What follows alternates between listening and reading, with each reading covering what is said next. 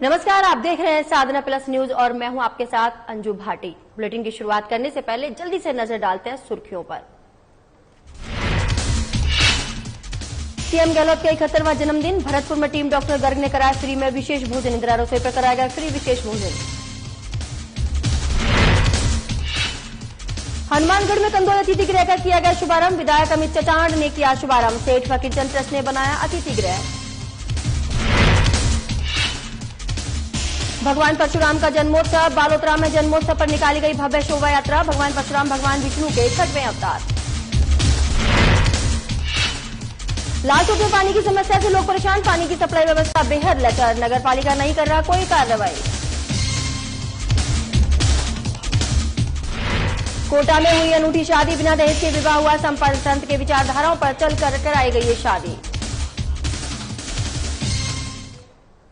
रुक करते हैं खबरों की ओर। मुख्यमंत्री अशोक गहलोत के 71वें जन्म दिवस के अवसर पर भरतपुर में टीम डॉक्टर सुभाष गर्ग की ओर से शहर के इंदिरा रसोई घरों पर गरीब और जरूरतमंद लोगों को दोनों समय का विशेष भोजन निःशुल्क उपलब्ध कराया गया। रसोई घरों पर इस दिनों सैकड़ों की संख्या में जरूरतमंद लोगों ने भोजन किया। आरबीएम चिकित्सालय स्थित आश्रय स्थल में संचालित इंदिरा रसोई घर पर निःशुल्क विशेष भोजन उपलब्ध कराने का शुभारंभ नगर निगम के मेयर अभिजीत कुमार ने किया, जिन्होंने वहां मौजूद जरूरतमंद लोगों को भोजन की थाली उपलब्ध कराई।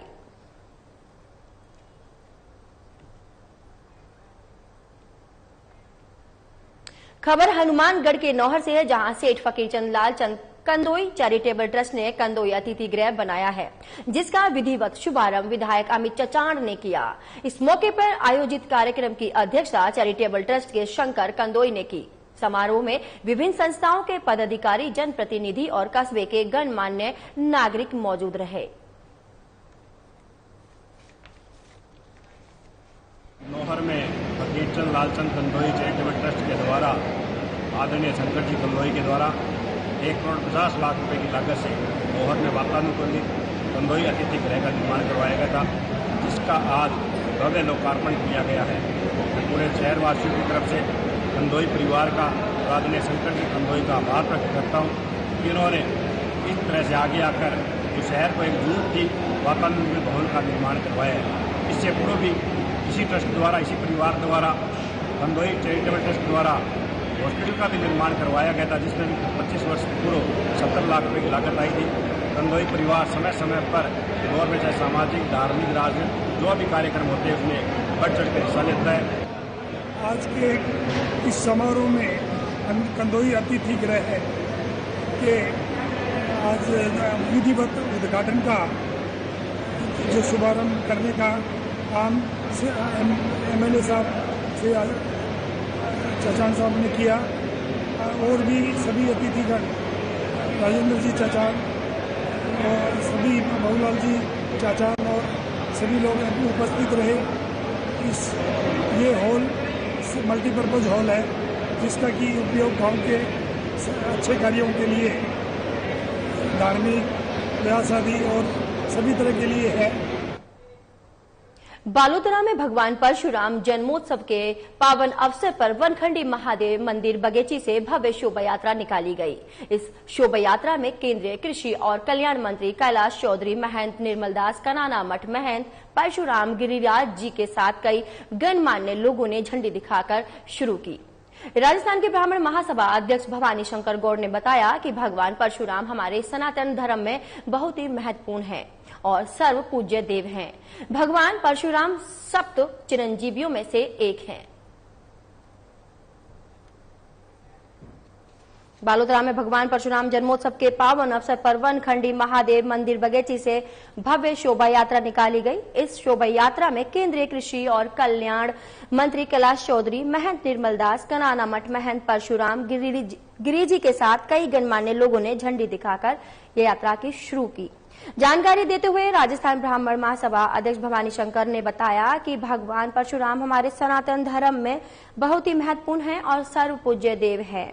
भगवान परशुराम सप्त चिरंजीवियों में से एक हैं। भगवान परशुराम के चरणों में कोटि वंदन करते हुए सभी ब्राह्मण समाज से मेरा निवेदन रहेगा कि कल आप सभी युवाओं से विशेष करके निवेदन रहेगा कि आप ज्यादा से ज्यादा संख्या में पधार कर भगवान परशुराम जयंती कर इस जन्मोत्सव पर आप पधार कर इस रैली की शोभा बढ़ाएं और ब्राह्मण महासभा की एक ताकत को सभी एकजुट होकर आप पधारें। भगवान परशुराम की जय।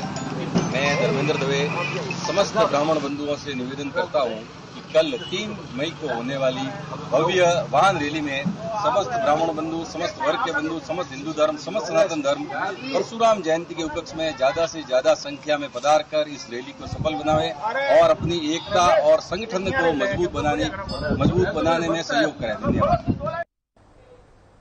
भरतपुर के भुसावर कस्बे में ब्राह्मण समाज द्वारा अक्षय तृतीया के पावन अवसर पर विष्णु भगवान के 6वें अवतार और ब्राह्मणों के वंशज भगवान परशुराम के जन्मदिन के मौके पर पार वाले हनुमान मंदिर के भगवान परशुराम मंदिर पर युवा ब्राह्मण समाज के साथ ब्राह्मण समाज ने कई कार्यक्रम आयोजित किए। बरपाड़ा स्थित ब्राह्मण धर्मशाला में विधि विधान से हवन कार्यक्रम भी किया गया। उसके बाद परशुराम मंदिर पर जल अभिषेक का कार्यक्रम हुआ।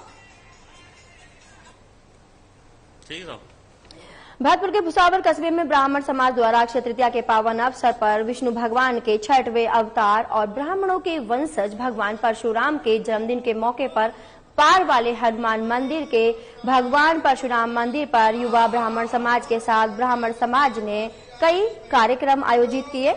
आपको बता दें, बरपाड़ा स्थित ब्राह्मण धर्मशाला में विधि विधान से हवन कार्यक्रम भी किया गया।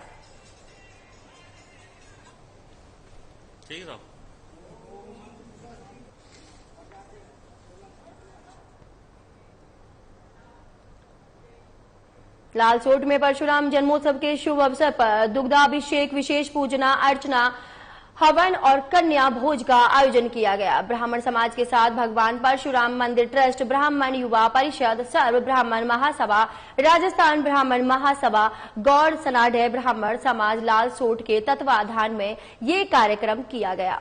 इस अवसर पर मंदिर पर भव्य आकर्षक सजावट भी करवाई गई थी। लालसोट में परशुराम जन्मोत्सव के शुभ अवसर पर दुग्धाभिषेक, विशेष पूजा अर्चना, हवन और कन्या भोज का आयोजन किया गया। यहाँ पर ब्राह्मण समाज के साथ भगवान परशुराम मंदिर ट्रस्ट, ब्राह्मण युवा परिषद, सर्व ब्राह्मण महासभा, राजस्थान ब्राह्मण महासभा, गौड़ सनाडे ब्राह्मण समाज लालसोट के तत्वाधान में ये कार्यक्रम किए गए। इस अवसर पर मंदिर पर भव्य आकर्षक सजावट भी करवाई गई।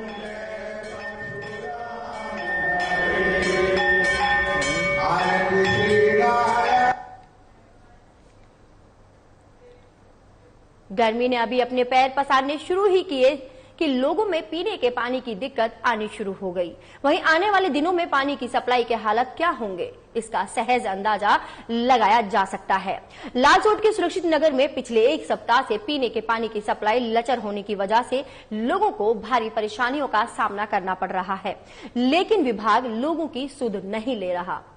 एसके शर्मा ने बताया कि यहाँ पानी की सप्लाई व्यवस्था बेहद लचर है। नगर पालिका ने टैंकर की व्यवस्था तो करवाई है, लेकिन वो भी एक टैंकर ही आता है, जिससे पूरे कॉलोनी वासी की प्यास नहीं पूरी की जा सकती है।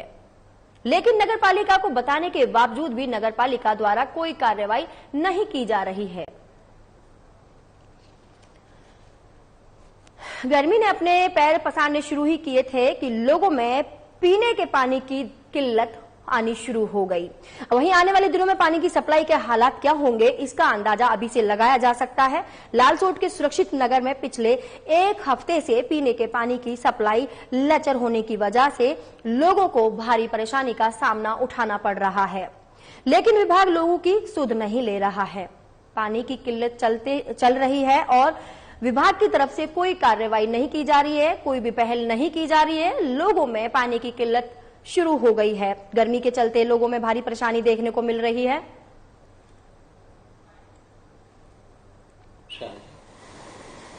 आज हम ईओ मैडम नगर पालिका लालसोट में सुरक्षित नगर में हो रही पानी की समस्या को लेकर गए थे।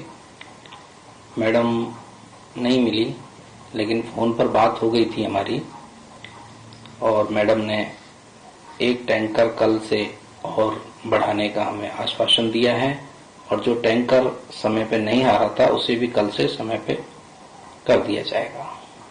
इसका आश्वासन हमें मैडम ने दिया और उसके लिए बहुत बहुत मैडम को धन्यवाद सभी सुरक्षित नगर वासियों की ओर से। नमस्ते।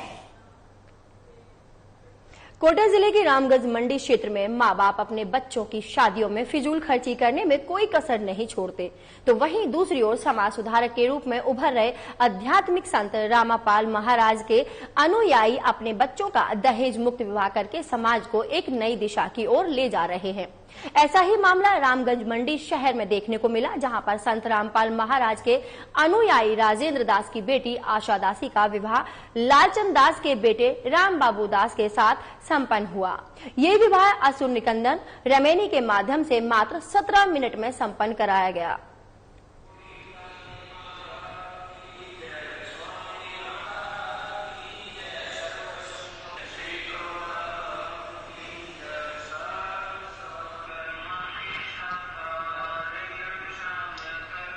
कोटा जिले की रामगंज मंडी में क्षेत्र में मां बाप अपने बच्चों की शादियों में फिजूल खर्ची करने में कोई कसर नहीं छोड़ते हैं, लेकिन वहीं दूसरी ओर समाज सुधारक के रूप में उभरे आध्यात्मिक संत रामापाल महाराज के अनुयायी अपने बच्चों का दहेज मुक्त विवाह करके समाज को एक नई दिशा की ओर ले जा रहे हैं।